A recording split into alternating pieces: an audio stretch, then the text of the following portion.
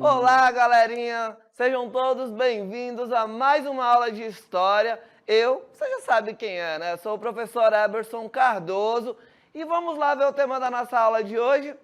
Olha aí, hoje é a nossa revisão e avaliação. Isso mesmo, a gente vai lembrar aí um pouquinho, vamos revisar aqueles conteúdos que nós estudamos durante este módulo de História. Vamos lá então para a nossa aula de hoje?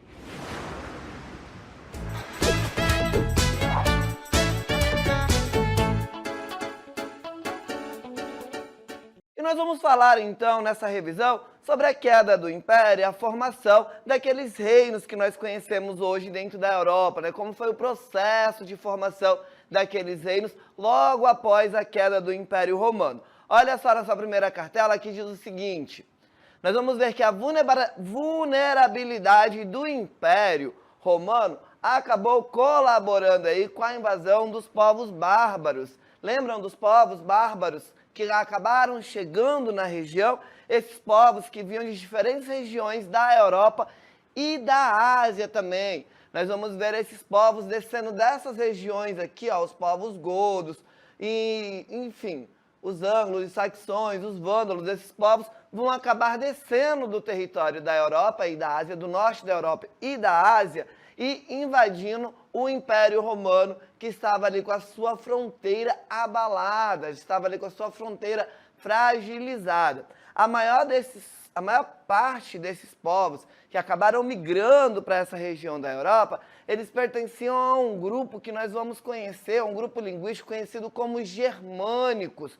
Por isso que nós vamos ter, durante a nossa aula, nós vamos falar bastante sobre os povos germânicos. Esses povos germânicos são todos esses povos que tinham aí como tronco linguístico que era conhecido como germânico, tá? Nós vamos ver que a pressão desses povos vão se agravar, principalmente ali no século V, quando os povos da Ásia Central, conhecidos aí como os hunos, iriam iniciar as invasões ao Império Romano. É quando o negócio vai começar a ficar complicado para o lado do Império Romano, com a chegada aí desses povos hunos que vêm ali da região da Ásia, e eles vão fragilizar, vão começar esse processo de invasão, fragilizando cada vez mais as fronteiras, colaborando aí para que o Império Romano logo chegasse ao fim. Os germânicos, olha, eles foram obrigados, então, a entrar cada vez mais para o interior do Império Romano, promovendo diversos ataques, só que agora cada vez mais violentos esses ataques. Então, esses povos germânicos, eles vão ser obrigados a entrar cada vez mais para dentro do Império Romano, e agora provocando cada vez mais ataques violentos. E isso iria trazer grandes prejuízos para o comércio e agravaria principalmente a crise econômica romana, que já estava bastante complicado, né? A gente já viu em outras aulas que Roma já estava passando por alguns problemas por causa da falta de escravo, guerras civis, problemas internos já estavam afetando a economia romana. Agora, com o ataque desses povos germânicos cada vez mais violentos, provocando grandes prejuízos ao comércio nas grandes cidades, isso acabaria colaborando para que o Império Romano entrasse em crise também na questão econômica, e isso iria tornar o Império cada vez mais frágil. E aí, no ano de 476, a gente vai ver o povo germânico Érulo, acho que é assim que se pronuncia, conseguindo depor aí o último imperador romano do Ocidente. É quando a gente diz que, de fato, houve a queda do Império, quando a gente vê aí o último imperador sendo deposto do poder através dos povos germânicos que chegam e invadem ali o Império, destruindo boa parte das cidades. Nós vamos ver que o Império Romano, ele já se encontrava em colapso, como nós já falamos, né? Ele já estava em colapso havia dentro do Império Romano? A falta de emprego. Vamos ver também a fuga das cidades para o campo, onde as pessoas já buscavam o campo como proteção, fugindo ali dos ataques que aconteciam dentro das cidades. Afinal de contas, olha só, o professor trouxe aqui uma imagem de uma pintura do saque a Roma, que mostra a violência que era empregada nesses ataques dos povos bárbaros que invadiam aí as cidades romanas. Então as pessoas procurando segurança e fugindo dessa violência, acabavam indo para o campo. Isso, de certo modo, acabava também prejudicando o império, afinal de contas as atividades comerciais iriam diminuindo e a arrecadação de riqueza do império diminuía consequentemente. Olha só, essas fugas acabou provocando a queda do comércio e isso acabou colaborando com a queda do império. Ó, a queda do Império Romano, que acontece no ano de 476, é sempre importante a gente lembrar que ela marca o fim da Antiguidade e o início da chamada Idade Média na Europa Ocidental. Então, quando nós vamos analisar a história por períodos, que nós já vimos isso também em outras aulas, que a história ela tem várias formas de ser organizada no tempo, e em períodos é uma dessas formas, nós vemos que o ano de 476, ele marca ali o fim da Antiguidade e o início da chamada Idade Média. Idade Média é essa que vai até o século XV com o surgimento do capitalismo, mas isso vai ser assunto lá para outra aula, tá? Nós vamos ver então que o Império Romano chegaria ao fim e os povos germânicos iriam começar a se estabelecer dentro da Europa, onde um dia foi este Império Romano. Vamos conhecer um pouquinho aí os povos germânicos. Olha só, os povos germânicos receberam aí uma grande influência na cultura ocidental antes mesmo da queda do Império Romano no Ocidente e principalmente depois. Porque antes do Império cair, esses povos germânicos já estavam dentro do Império. Eles já vinham ali há bastante tempo ocupando o Império, estando presente dentro do Império, ali por volta do século II, III, a gente já vê alguns povos germânicos chegando na região.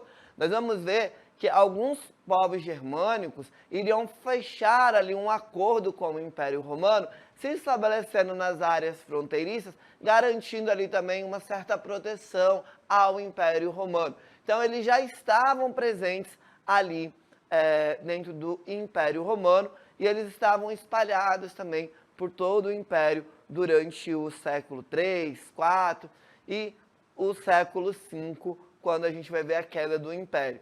E durante este período em que eles estavam presentes, eles vão ter essa influência da cultura ocidental, a cultura ali do Império Romano, e depois, quando o Império Romano cai, a gente vai ver essa influência se tornando cada vez maior, vai ser mais presente essa influência ocidental a esses povos germânicos. Pouco se sabe, galerinha, sobre a origem dos germânicos, né? A gente aprendeu lá na história que o que a gente conhece dentro da história é aquilo que nos deixaram escrito ou aquilo que deixaram como vestígio por onde o homem passou. Então a gente conhece, como os germânicos não tinham o hábito da escrita, não tinham a escrita para deixar ali os seus registros, pouco se sabe da origem da onde eles vieram. Mas acredita-se que eles possam ter vindos dali da região da Escandinávia e da região do Mar Báltico, mais ao norte da Europa. Mais tarde, eles chegaram a ter contato com os povos indo-europeus, como os celtas e os gregos, nesse processo que eles foram migrando para dentro da Europa, para dentro ali daquela região. A consequência dessa relação foi uma influência cultural mútua. E isso a gente pode notar na língua indo-europeia, que passou a ser adotada pelos germânicos. Eles acabaram adotando aí essa língua indo-europeia, que vai dar origem aí a diversas outras línguas. Olha só.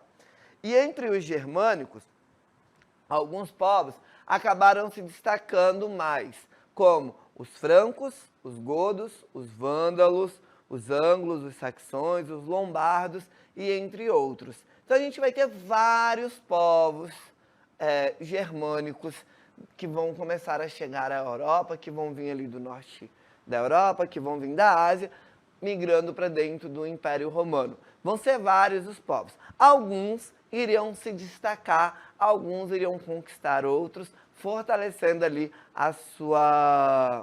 seu nome ao longo da história. Mas, mesmo tendo algumas diferenças, porque eles tinham diferença, eram povos diferentes, eles também tinham alguns pontos em comuns, como, por exemplo, a língua.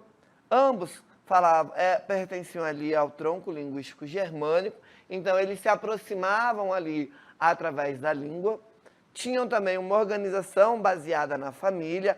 A princípio, a base da organização dos povos germânicos estava centralizada ali na questão familiar, na figura do homem, do pai, da mãe e dos filhos. Então, a base da organização era a família. E eles também vão ter aí em comum entre eles uma forte tradição guerreira, tá? Esses povos, eles tinham algumas diferenças, algumas crenças, eles acreditavam em deuses diferentes, tinham costumes diferentes, tinham práticas sociais diferentes, mas eles tinham alguns pontos em comuns também, como a língua, a base da organização que estava centralizada ali na família, e também tinha essa forte tradição guerreira. Os povos germânicos, eles eram guerreiros, e dentro de uma sociedade militarizada, o chefe guerreiro era uma das figuras mais importantes da tribo. Esse chefe guerreiro que lá na frente acabaria se tornando os primeiros reis que nós vamos conhecer na história. Olha só, quando havia uma guerra, o chefe militar era escolhido por assembleia para comandar os demais guerreiros. E quando saía vitorioso, tudo o que era conquistado era dividido entre eles.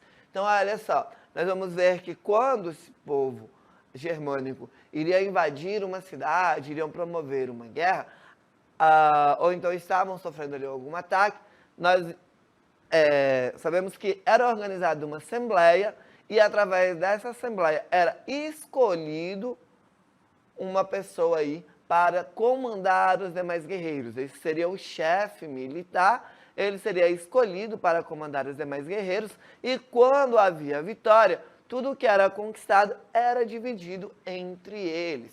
Mas isso com o tempo iria acabar mudando.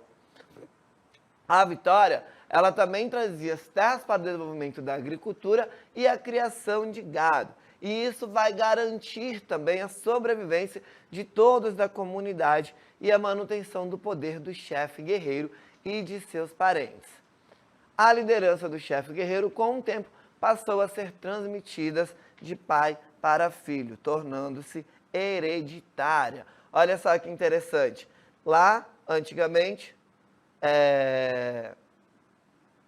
se escolhia o chefe guerreiro através de uma assembleia. Com o passar do tempo, isso foi mudando, e o chefe guerreiro, o poder, a liderança desse chefe guerreiro, começou a ser transmitida de pai para filho, tornando-se hereditário. Vamos ver que vão ser estabelecidas algumas regras de hereditariedade, né, de quem vai assumir ali o poder do chefe guerreiro. Quando nós tivermos lá as monarquias europeias, nós vamos ver que essa tradição de transmitir o poder de pai para filho iria continuar existindo até os dias atuais, né, galerinha? Vocês devem ter acompanhado aí que a morte da rainha Elizabeth da Inglaterra, quem assumiu o trono é o filho dela, Príncipe Charles, e quando o Príncipe Charles morrer, quem assume o trono é o filho dele, o Príncipe William, e assim sucessivamente, né? Porque é uma questão hereditária que surge lá com esses povos germânicos ainda neste período aí de gestação do início da Idade Média, tá? Nós vamos ver que vai haver aí um grande encontro de culturas entre esses povos. Entre os séculos V e início do século VI, os povos germânicos iriam conseguir se fixar em terras que pertenciam aos antigos nobres do Império Romano. E aí, dessa forma, esses líderes guerreiros iriam conseguir se estabelecer no poder, vindo a se tornar reis. Então a gente vai ver que esses povos germânicos que invadiram as terras do Império iriam acabar se fixando em grandes propriedades que antes pertenciam aos nobres, romanos, que pertenciam ali ao Império. Agora essas propriedades irão passar a pertencer a esses líderes guerreiros, a esses chefes guerreiros que vão conseguir se estabelecer com o seu povo ali naquelas regiões, e isso vai acabar colaborando que com o tempo eles viessem a se tornar reis dentro daquela região. Os povos germânicos, eles não possuíam uma organização política administrativa para administrar os territórios conquistados, como existia no Império Romano, que tinha toda uma estrutura, toda uma articulação e negociações para conseguir manter ali o domínio sobre a dimensão do Império, que o Império acabou possuindo ao longo do tempo. Então eles não tinham essa estrutura, eles não tinham essa expertise para administrar aí, de forma política e administrativa todo o território. E isso acabava colaborando para que seus reinos tivessem pouca duração. Os reis que iam surgindo um mais forte, que ia conquistando um ou outro, eles acabavam entrando em guerra e fazendo com que fosse pouco tempo de governo, pouco tempo de reinado desses reis que surgiram. Isso acabou colaborando que poucos reis continuassem a crescer aí os seus domínios durante este período da Idade Média. Nós vamos ver que os reinos francos, eles passaram a ser duradouros apenas lá no século VI, quando vamos ver aí alguns se destacando, como, por exemplo, os francos na Gália, os anglo-saxões nas Ilhas Britânicas, os visigodos na Península Ibérica e os ostrogodos e os burgundios na região da atual Itália. Esses povos germânicos, aqui, esses povos que deram origem aos reinos germânicos, que nós vamos ver agora, deram origem a esses países. Olha só, vamos dar uma olhada nesse mapa. A gente vai ter aqui, ó, os anglos e saxões ocupando essa região aqui, que vai dar origem aí ao reino da Inglaterra que nós conhecemos hoje. Nós vamos ver aqui os visigodos ocupando boa parte do que hoje nós conhecemos aí como Espanha, né? Vamos ver aqui esses reinos dos suecos, também aqui nessa região próxima à Espanha e Portugal. Vamos ver aqui, ó, o reino dos ostrogodos ocupando parte do território da Itália e da Europa Central, e o reino dos francos ocupando aqui parte do território da França, né, do que hoje nós conhecemos como França, né? E aqui o reino dos vândalos ocupando aqui o norte da África, que vai acabar se tornando importante dentro do contexto internacional lá na frente. Então, vejam que esses povos germânicos deram origem a reinos importantes na história: a Inglaterra, a França, a Espanha, a Itália, a Portugal e vários outros reinos importantes que surgiram a partir dos povos germânicos, tá? Olha só, esses reinos germânicos que se estabeleceram em terras antigas que pertenciam ao Império Romano não possuíam instituições de Roma, como Senado, Tribuno da Plebe, entre outros. Mas mesmo assim, eles acabaram integrando elementos da cultura romana, como o latim e várias leis do direito romano, tá? O latim, ele era muito mais utilizado nos setores administrativos, para tratar das questões administrativas.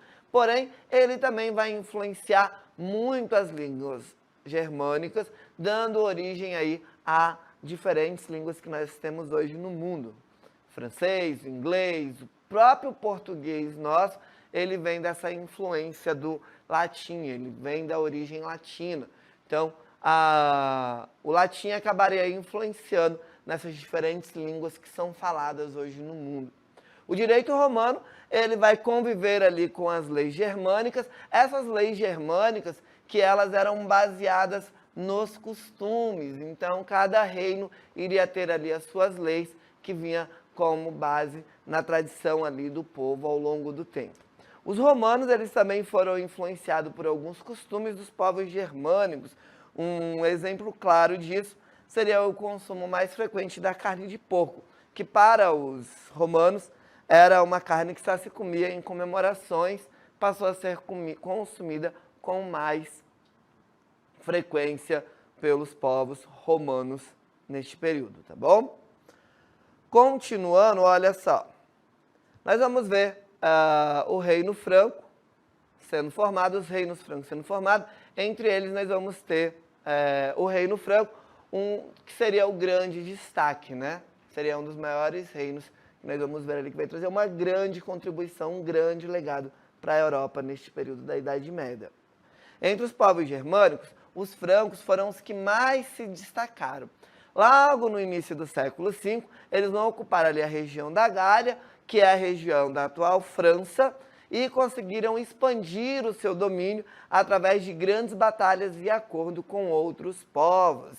Então, os povos francos acabaram chegando ali na região da Gália, né?